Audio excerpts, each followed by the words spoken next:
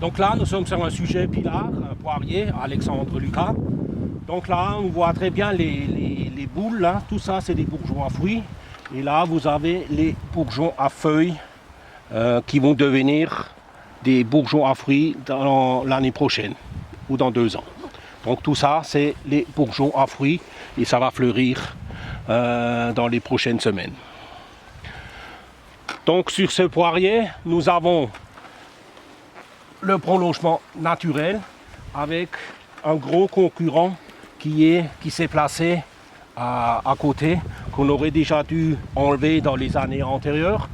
Mais maintenant, il faudra quand même faire le choix entre l'axe central et ce concurrent qui est carrément pratiquement parallèle à l'axe central. Donc en l'enlevant, nous favorisons toutes ces brindilles latéraux qui sont mis en place sur l'axe central de l'arbre.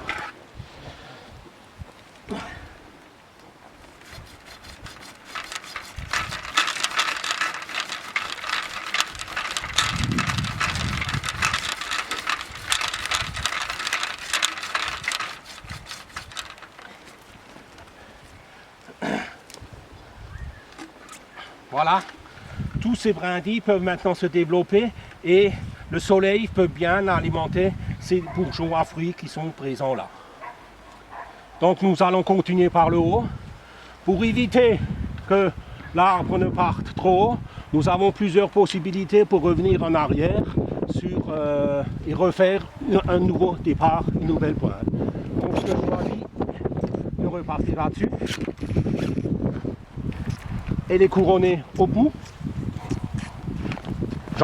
J'enlève les concurrents du nouvel axe.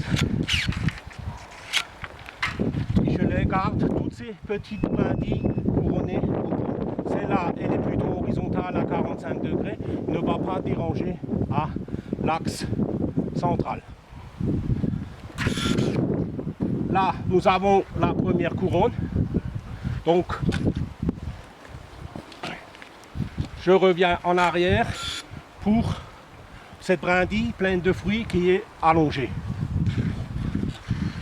Là, je reviens en arrière sur cette brindille.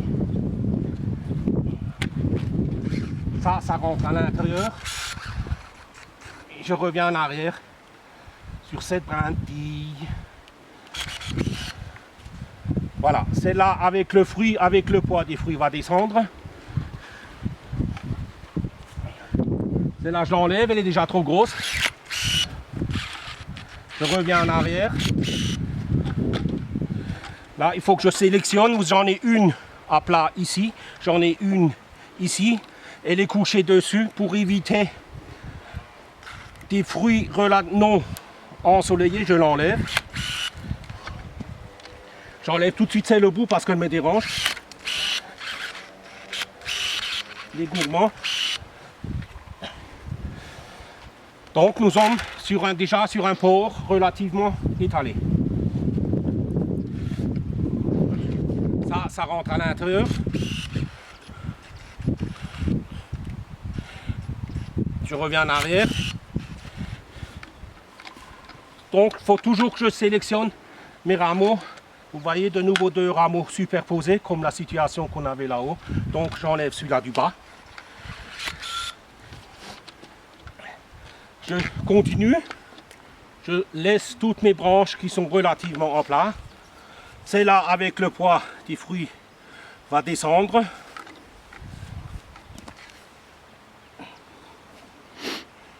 Donc j'arrive déjà relativement au bout de ma taille.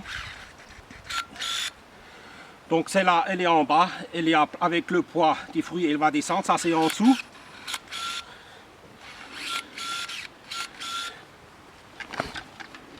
Celle-là peut faire concurrence. Je l'enlève. Et j'ai encore cette grosse branche qui est ici.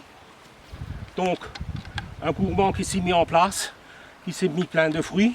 Je l'enlève. Pareil avec celui-là.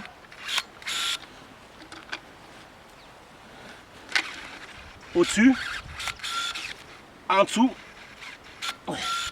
Donc je travaille en arête de poisson, comme j'ai travaillé ici, relativement bien à plat. Ça c'est en dessous. Donc il faut faire le choix, chercher le prolongement naturel de la fruitière. Donc je définis celle-là, ça c'est au-dessus. Et j'enlève les concurrents.